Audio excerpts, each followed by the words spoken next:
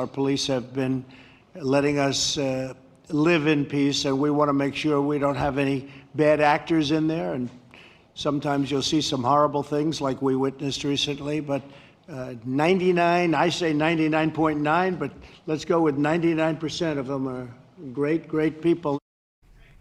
Well, that was President Trump at a roundtable discussion with law enforcement officials at the White House. His comments come just one day after 9 of the 13 Minneapolis city council members, which form a veto-proof majority, announced the structural, get this, dismantling of their police department, to which Mayor Fry disagrees.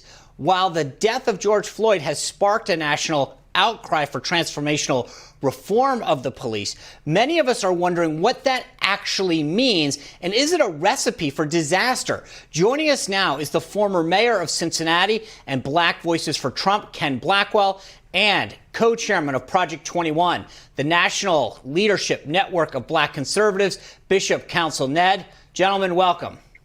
Good to be with you. Thanks for having me on. So let me start with, I want both of you to weigh in, but Ken, first you. Can you explain to me what has been like for you throughout your life?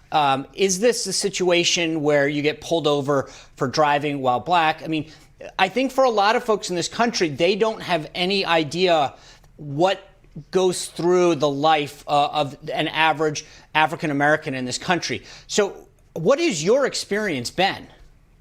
Well, in the 70s, 60s and 70s, a different time, but still the same practice that disturbs a lot of people today, and it's that I got stopped just because of my skin color.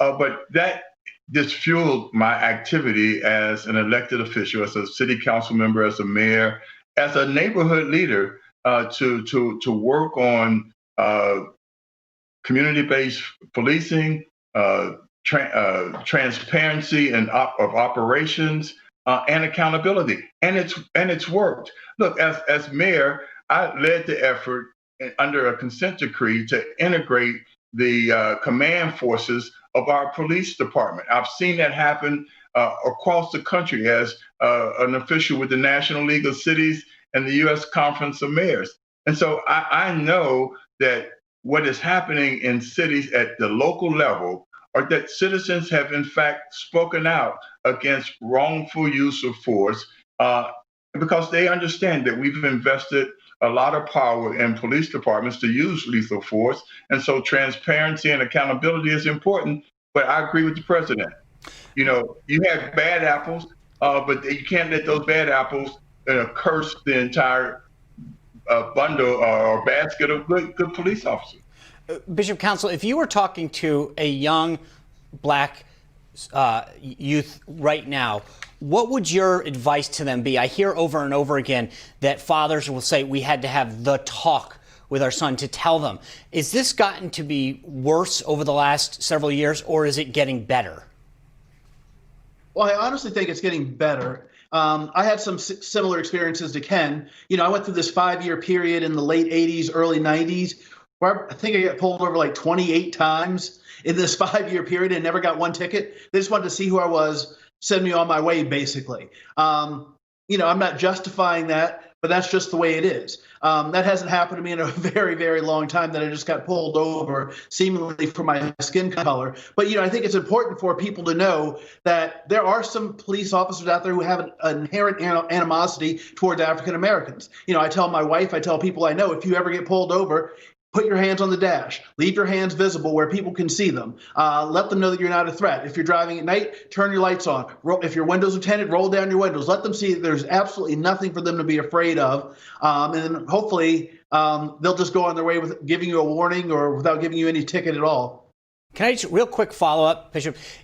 When you get pulled over these 28 times, was it exclusively white officers that pulled you over, or was it mixed race?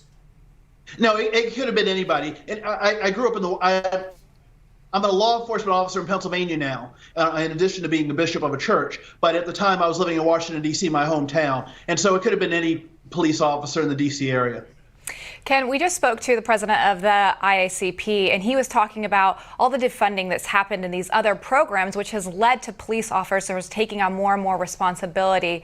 Do you think that it would be helpful, some are saying this, if there were specialized police, where you have a police officer who's also a social worker, a police officer who's also a medic? Would that be a solution at all? I really don't think so. But I do know that there are school districts that have school resource officers who, in fact, take on a special training of dealing in schools with young people and working with teachers and educators. I think that specialized training in that situation is fine. But we need to stop piling on responsibilities for law enforcement officials. Their job is tough enough already, and they have to make split-second decisions in many instances, and they can't be the social worker or the school psychologist. They have to be the law enforcement officer on the spot at that time. It goes into our recruitment and our screening of the folks who we put on online in that very special position. That's why making sure that there's sufficient pay, making sure that we have established standards of behavior that we're willing to enforce, so that we are constantly weeding out those folks who are at risk of doing something wrongful like the officer did in Minneapolis, or lack the character to step in and intervene like the three other officers when you see someone doing something that is against standards or and in violation of common decency and the law. Hey, Bishop, we have about a minute left, so let me just ask you this. The president sat down with law enforcement and had a discussion with them yesterday. Should he sit down with African-American leaders and just listen to their concerns? Do you think that would be a good first step for the White House? Well, I think that the president's taken an interesting approach since he's come into office. He's not been shy about meeting with anybody on just about any major matter of importance, and I suspect that this isn't going to be any different. I suspect in the near future, after people's tempers have calmed down a bit, things have settled down, that he's going to be meeting with black leaders across this country to get their views, find out what people think on these various hot topics that have inflamed and enraged the country. Right. All right, gentlemen, thank you very much for this insightful conversation. I think we need to continue this. So thank you both for being here. Thank you. All right. Well, coming up, Democrats introduced a bill proposing major police overhaul. So how are Republicans responding to it? We'll ask Congressman Lee Zeldin when we come back.